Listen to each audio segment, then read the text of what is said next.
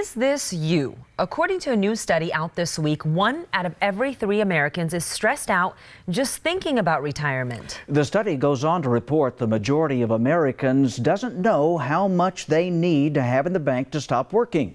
Not in your sides, Kevin Boughton here now. Kevin, you uncovered some pretty stark numbers. Yeah, Guy and Stella, these numbers come from the Employee Benefit Research Institute. It found that 37% of workers think they'll need about $1 million in the bank to successfully retire.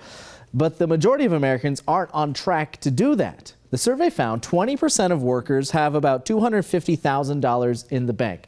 But the majority of us, 47%, have way less, about $25,000 in the bank, and a quarter of American workers have just $1,000 saved. We talked with Oro Valley fiduciaries Andy Smith and Chris Cox.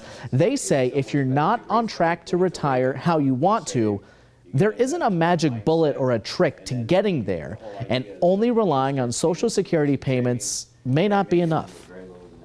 We sure hope that it's going to be there for us, and we want to plan like our government is going to stay strong and solid, and it's something that is going to be there for us. But we looked outside of that as well to build investment platforms, investment vehicles to plan for their future, for retirement. So they've always got a fallback in addition to their 401k, pensions, and Social Security. These guys advise thinking of retiring as a three-legged stool. Social Security is one pillar, your pension plan is another, and your investments are the third peg. But because we're seeing fewer and fewer pension plans out there, they say you probably need another source of income. So you need to supplement investments to stay steady on that stool.